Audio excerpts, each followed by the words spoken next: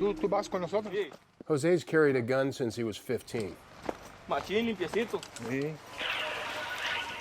Just like all his other brothers here in Mexico.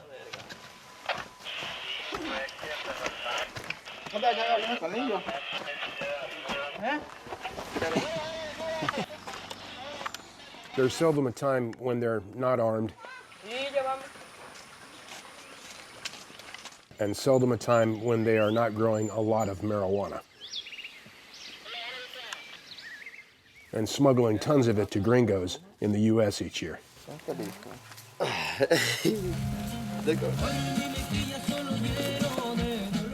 They say they do it to support their families.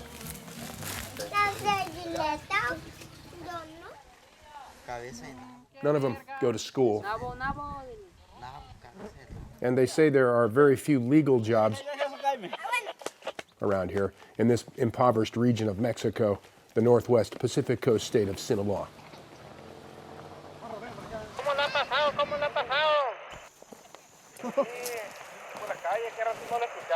And when it comes to protecting their turf, they say people who interfere with somebody else's livelihood in these parts are often severely dealt with. But now there's some new information coming out about the estimated 100,000 murders in Mexico over the last decade, indicating they can no longer simply be labeled drug-related murders or murders among drug traffickers. There's more to it than that, according to a new study released by the World Bank that reveals a core issue behind all of this killing. The rise in the number of murders in Mexico correlates directly with the rise in the number of young people with no education or jobs. Without schooling or employment, they often turn to crime. Guys like 18-year-old Hector here, who claims he's already been in several gunfights, and that as a hired hitman or sicario, tells me he's killed at least 4 people that were on a list of enemigos. And he says there are plenty more enemies out there gunning for him. So he carries his peace with him wherever he goes. The gun is the law here. Ley. Es necesaria. Protección de mi vida. Y este venga de los Estados Unidos aquí. Es estadounidense. Okay. Hecha en Estados Unidos. ¿Cómo está la vida aquí? Pues difícil, dura, mae. Machín. Necesitamos trabajar y el gobierno no nos deja chambear y no nos quiere ayudar. Pues andamos valiendo madre. Hector is among an estimated 20 million young people across Latin America and the Caribbean who are the subject of the World Bank's recent report, Out of School and Out of Work. One of its authors, Miguel Kelly, tells CCTV the report is one of the most comprehensive studies ever done on young people referred to as Ninis. That youth between ages 15 to 24 are neither at work or nor studying. The Ninis, ni estudian ni trabajan, they don't work or don't study. Kelly says 1 in 5 youth is living as a Nini. 2/3 of Ninis are often young women, as young as 15, many who've become mothers and drop out of school and or feel bound to cultural pressures that still exist for them to stay home to raise their families rather than work outside the home. As for male Ninis, they range from city-raised boys, opting often for video games and shunning school, to rebellious would-be college kids who party too much, to young college graduates in cities like Mexico City who can't find decent-paying jobs once they leave school, to a majority of males from impoverished rural Mexico who drop out of schools young to help support their families, often resorting to joining criminal gangs that guarantee them better pay. Researchers say the public at large often believes the term Nini is an individual or individuals who are lazy or don't make an effort to better themselves. But that's not always the case.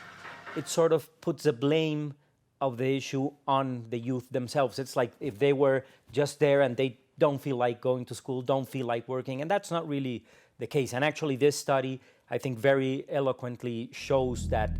Kelly says the study shows that while the economy has been growing in Mexico, it's not led to more jobs for youths because much of the economic growth has come from, for example, oil exports, an industry that creates huge profits for an elite few in the private sector and in government circles. Looks good on paper, but features little trickle-down benefits in terms of jobs for Mexico's youth. These youth that don't have an opportunity in the labor market suddenly don't have options.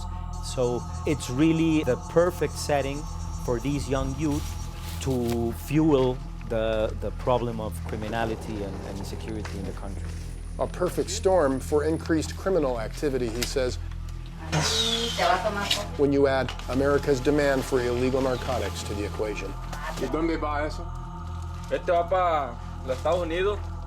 In Mexico, these are very highly rewarded activities. You see these guys with incredible arms.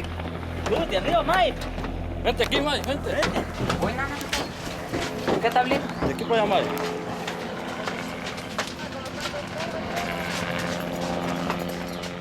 For example, 16-year-old Chewy here has been running and gunning and dodging Mexican government forces for years as a young marijuana trafficker. When I ask him if there's something else he'd rather be doing than working the marijuana trade with his family, he tells me he's always dreamed about building buildings in the city. Arquitecto. Arquitecto. Hey. Arquitectura más. Ah, you want to be an architect. Hey. Edificios. Hey. But the nearest college for that is 100 miles away, and his family tells him they can't afford to lose his help in the weed trade.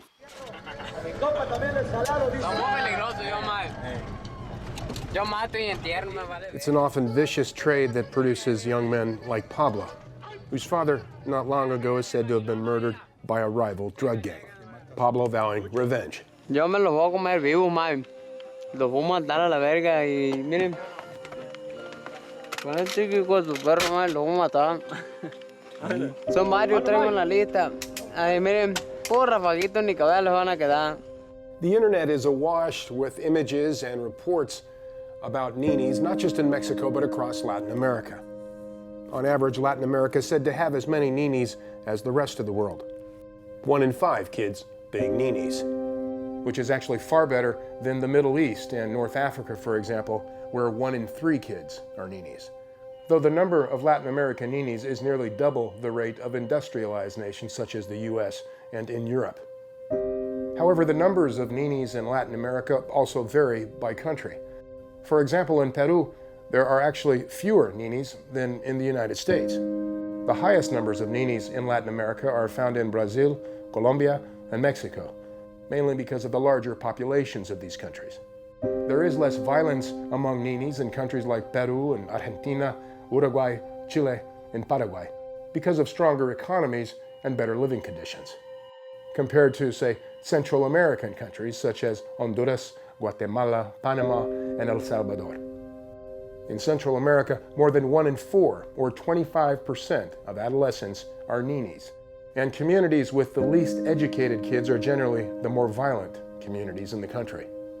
It's also been said that another contributor to the rise in Ninis across some countries in Latin America are remittances sent here from their families around the world that have created what's called a legacy generation of kids who don't feel the pressure to study hard or to even look for a job. Young people some might call spoiled, drifting further away from their parents' and families' control.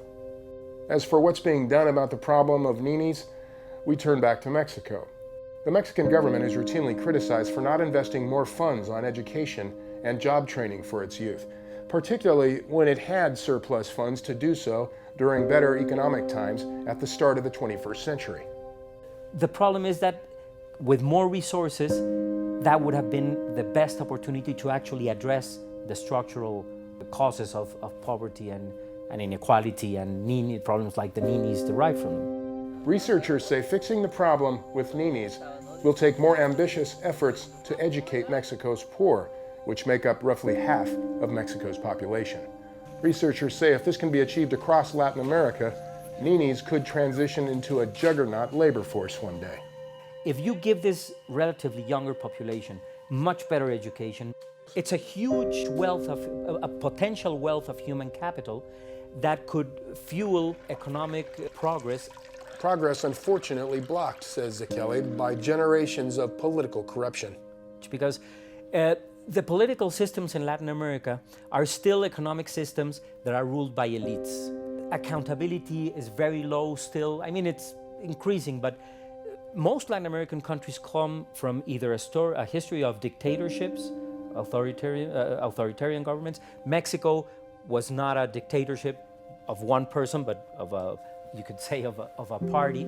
And the consequences of that is that people are learning about democracy now. No? You just heard about what happened in Bolivia. I mean, the president was going for a fourth term in office. I mean, we're still, Latin America has not evolved in its mind to really having a full functioning democracy. Ultimately, it's rampant corruption in countries like Mexico that appears to be inhibiting any relief for Ninis anytime soon.